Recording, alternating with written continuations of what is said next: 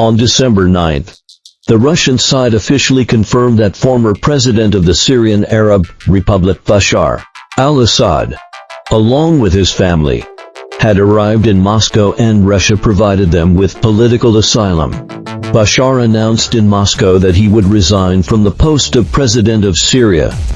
On the same day, the Syrian embassy in Russia had lowered the flag of the Syrian Arab Republic and replaced it with the flag of the opposition Syrian Free Army.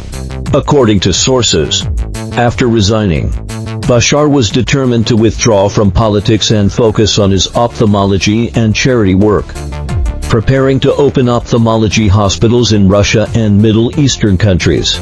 We used to jokingly call Bashar a dentist. Unexpectedly, now he is really going to return to his old profession. Perhaps for a dentist, it might have been a better choice not to take on the role of president of Syria in the first place and just be an ordinary doctor in the UK, however.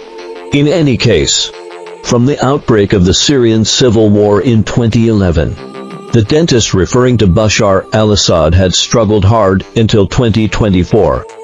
Under the siege of major power rivalries and various terrorist and rebel forces and under the strong sanctions of the United States, he persisted for 13 years.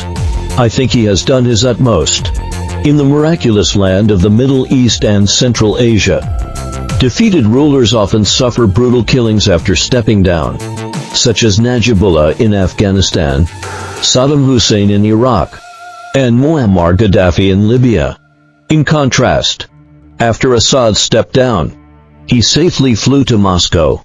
It is said that Bashar al-Assad, Bashar al-Assad's brother and the commander of the 4th Armored Division, defected to Iraq with his troops, and General Tiger Hassan, the commander of the 25th Special Mission Forces Division, left with his Tigers and Hezbollah. It is estimated that they will subsequently engage in battles against Zionists.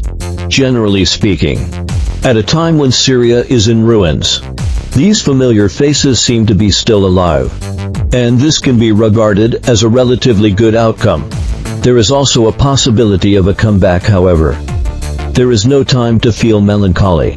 Now on the battlefield are various rebel forces sweeping across Syria. There are 4 or 5 large-scale rebel regional armed forces, and countless small-scale ones. The number of conflicts and contradictions among them is beyond counting.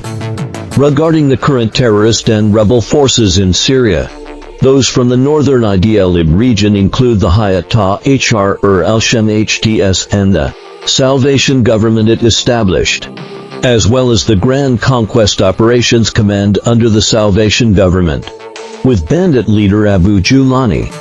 This organization is entrenched in Idlib, Aleppo, Hama and Homs. Its troops have the best equipment, relatively strong combat capabilities and certain strength. However, it lost the opportunity because it did not enter Damascus in a timely manner. On December 8, Julani finally rushed into Damascus and received the congratulations of other terrorist and rebel bandit leaders. There are 2 terrorist and rebel forces from the south. One is the southern front of the Syrian Free Army in Daraa and Svita provinces, also known as the Southern Operations Command.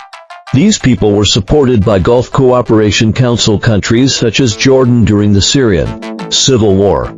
However, they were easily wiped out later due to their extremely weak combat capabilities.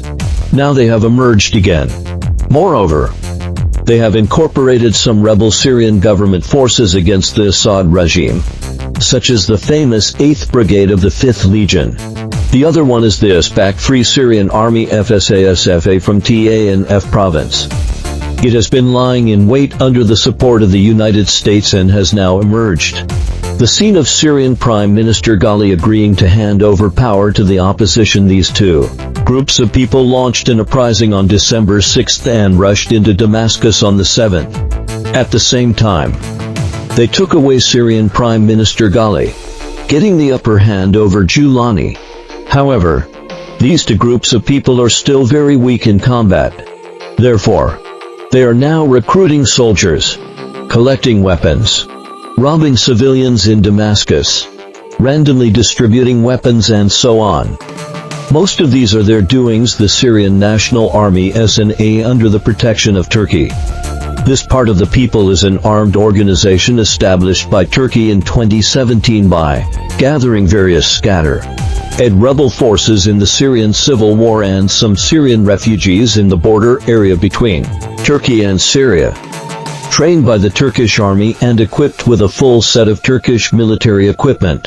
It is similar to the Gulam cannon fodder slave soldiers in the Ottoman Empire period, which are cannon fodder for consumption and are driven by the Turkish army to fight against the Kurds. The advantage is that the number is indeed quite large, about 30,000 to 40,000. The disadvantage is that it includes all kinds of people, from terrorists to rebel soldiers, from hooligans to small merchants and peddlers. It can be regarded as a large collection of human diversity and has extremely poor combat capabilities. Basically, they achieve nothing. Every time a conflict breaks out, the Turkish army has to come to support them. After the war, they commit all kinds of atrocities such as burning, killing, looting and raping. The Kurdish Democratic Union Party PYD-led Syrian Democratic Forces SDF, which has a good relationship with the United States, was originally the Syrian branch of the Kurdistan Workers' Party PKK. It rose to power during the chaos in 2015 and occupied a large area in eastern Syria. After jointly defeating the Islamic State ISIS with the Syrian Arab Army SAA of the Assad regime, it basically formed a ruling area centered around Raqiqi. This organization has always presented a relatively liberal image and has some supporters in the West. Its main armed forces include the People's Protection Units YPG and the Women's Protection Units YPJ. At the same time, it has set up military committees in various cities. Previously, it had a relationship of both cooperation and struggle with the SAA. Importantly, it occupies the eastern region of Syria with the richest resources and is protected by the U.S. military. That's where the so-called story of the U.S. military stealing oil comes from.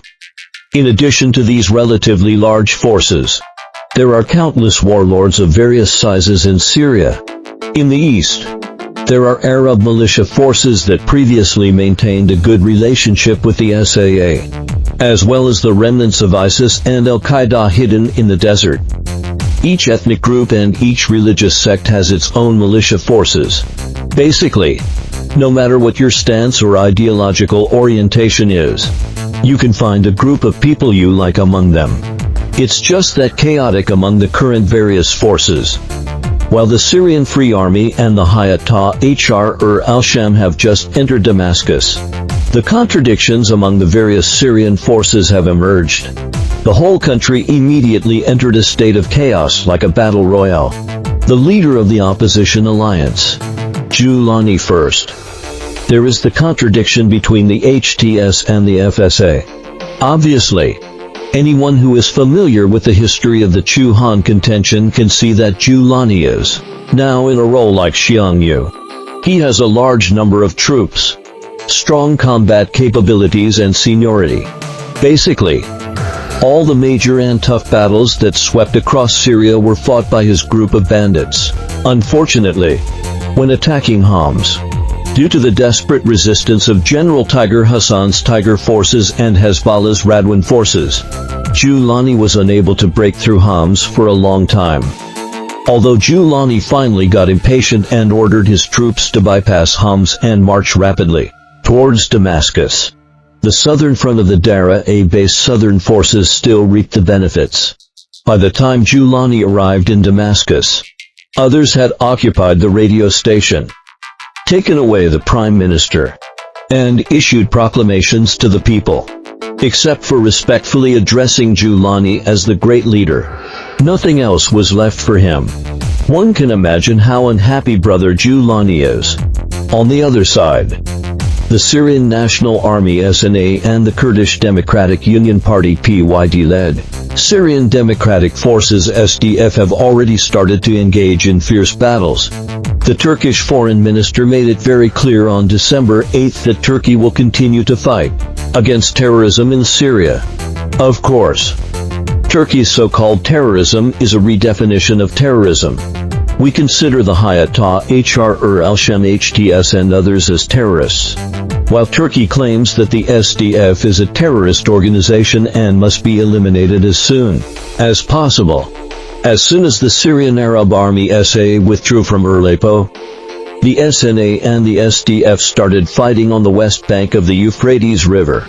The important SDF stronghold of Manbij on the west bank quickly became the focus of the battle.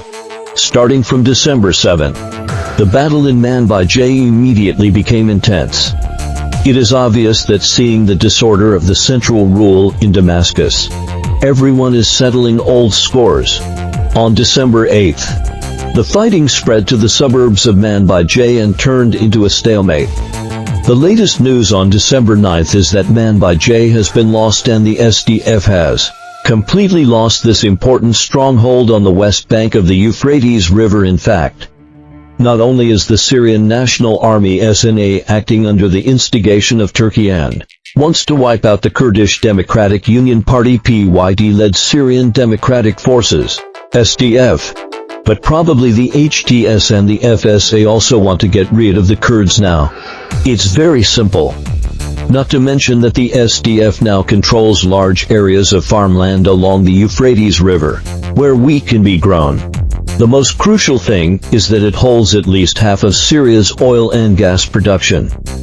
The US military alone can sell more than $2 billion worth of stolen oil a year, which is equivalent to 3 times the fiscal revenue of the Syrian government.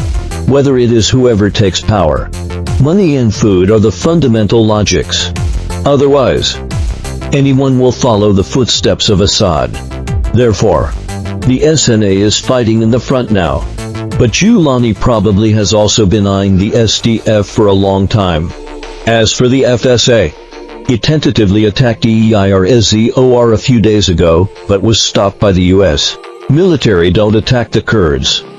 You can do whatever else you want. Therefore, the current situation in Syria is, let me sort out my thoughts. After the collapse of the SAA, the HTS and the FSA have already developed a rift due to the issue of who entered Damascus first and becomes the king.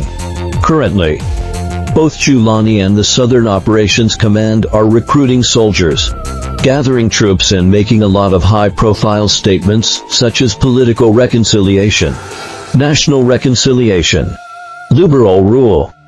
Many public intellectuals have been whitewashing so much that they probably believe it themselves. I have only one criterion. Have these two disarmed?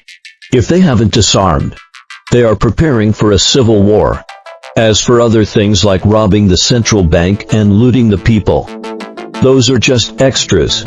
As long as the two sides have not discussed a substantial political process and are only shouting empty slogans, it is only a matter of time before a large-scale war breaks out between them. The SNA, HTS and FSA are all coveting the oil fields and wheat fields of the SDF. These are precious sources of military provisions and funds.